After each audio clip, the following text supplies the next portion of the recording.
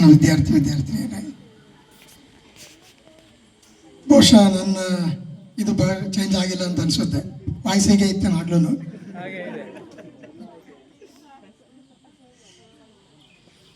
ಏನೇ ಸುಮಾರು ವರ್ಷಗಳ ನಂತರ ನಿಮ್ಮನ್ನೆಲ್ಲ ಭೇಟಿ ಮಾಡೋದಕ್ಕೆ ಅವಕಾಶ ಕೊಟ್ಟಂತ ಎಲ್ಲ ಆರ್ಗನೈಸರ್ಗೆ ಮೊದಲು ಅಭಿನಂದನೆಗಳನ್ನು ಸಲ್ಲಿಸೋದಕ್ಕೆ ಬಯಸ್ತೇನೆ. ವೆಲ್ ಬಿಗನ್ ಈಸ್ ಆಫ್ಟನ್ ಅಂತಾರೆ. ಯಾವುದೇ ಒಂದು ಕಾರ್ಯಕ್ರಮವನ್ನು ಸರಿಯಾದ ರೀತಿಯಲ್ಲಿ ಪ್ರಾರಂಭ ಮಾಡಿದ್ದೆ ಆದರೆ ಅದನ್ನು ಮುಂದುವರಿಸ್ಕೊಂಡು ಹೋಗೋದು ಈಸಿ, ಅದು ಸ್ಟಾರ್ಟ್ ಮಾಡೋದು ತುಂಬ ಕಷ್ಟ. ಆ ಸಂಪ್ರದಾಯವನ್ನು ಒಂದು ಬ್ಯಾಚ್ ನಿಮ್ಮ ಸೀನಿಯರ್ಸು ಸ್ಟಾರ್ಟ್ ಮಾಡಿ ನಿಮಗೆ ದಾರಿಯನ್ನು ಮಾಡಿಕೊಟ್ಟಿದ್ರು. ಅದನ್ನು ಮುಂದುವರಿಸ್ಕೊಂಡು ಹೋಗ್ತಕ್ಕಂಥ ಔದಾರ್ಯ, ಒಳ್ಳೆತನ ಅಲ್ಲ, ಅದಕ್ಕೆ ಮತ್ತೊಮ್ಮೆ ಎಲ್ರಿಗೂ ಅಭಿನಂದನೆಗಳನ್ನು ಸಲ್ಲಿಸ್ತೇನೆ. ನಾವು ಹೊಲದಲ್ಲಿ ಒಂದು ಯಾವುದಾದ್ರೂ ಒಂದು ಗಿಡ ನೆಟ್ಬಿಟ್ಟು ಒಂದು 10 ವರ್ಷ ಬಿಟ್ಟಾದ್ಮೇಲೆ ಬಂದು ನೋಡಿದ್ರೆ ನೇರಳೆ ಮರನೋ ಮಾವಿನ ಮರ ಬಿಟ್ಟಿರುತ್ತೆ. ಈಗ ನಾವು ಇಷ್ಟು ವರ್ಷಗಳ ನಂತರ ನಿಮ್ಮನ್ನೆಲ್ಲ ನೋಡಿ ನಾವೆಲ್ಲ ಸೆಟ್ಲ್ ಆಗಿದ್ದೀವಿ ಸರ್, ಸುಮಾರು 80% ಅಷ್ಟು ನಾವೆಲ್ಲ ಹ್ಯಾಪಿ ಲೈಫಲ್ಲಿ ಲೀಡ್ ಮಾಡ್ತಾ ಇದ್ದೀವಿ ಅಂದಾಗ ನಮ್ಗೆ ಅಷ್ಟೇ ಖುಷಿ ಆಗುತ್ತೆ. ಟೀಚರ್ಸ್ಗೆ ಬಹುಶಃ ಇದಕ್ಕಿಂತ ಹೆಚ್ಚಿನ ಯಾವುದೇ ಅಪ್ರಿಸಿಯೇಷನ್ ಬೇಕಿಲ್ಲ.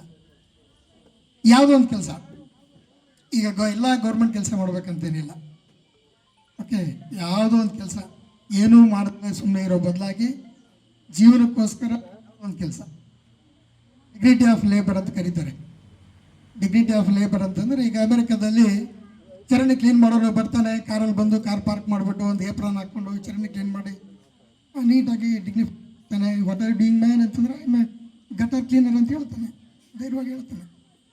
ಅಲ್ಲ,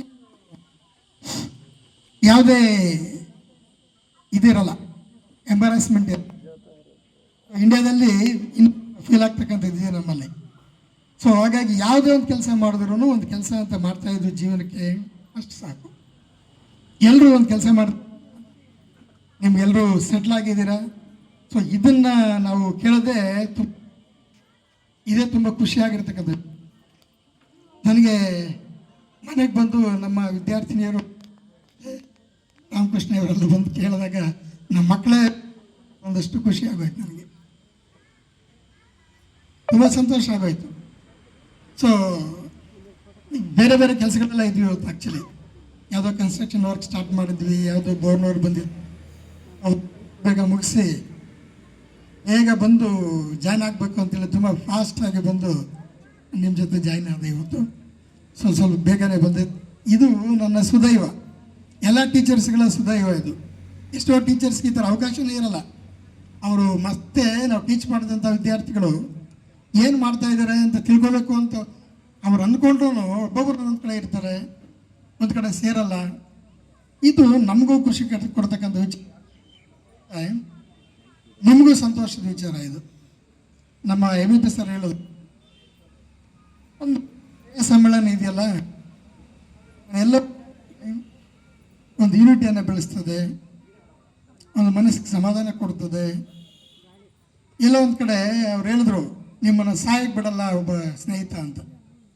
ಆಮೇಲೆ ಒಬ್ಬ ಡಾಕ್ಟ್ರ ಒಂದು ಇದು ಹೇಳಿದ್ರು, ಸೊ ಸ್ನೇಹಿತರನ್ನ ಕರೆಕ್ಟಾಗಿ ನೀವು ಸರಿಯಾದ ರೀತಿಯಲ್ಲಿ ಸ್ನೇಹವನ್ನು ಬೆಳೆಸ್ಕೊಂಡು ಮೇಂಟೈನ್ ಮಾಡಿ ಮುಂದುವರಿಸ್ಕೊಂಡು ಹೋಗಿದ್ದೆ ಆದರೆ ಅರ್ಧ ಕಾಯಿಲೆ ಇರಲ್ಲ.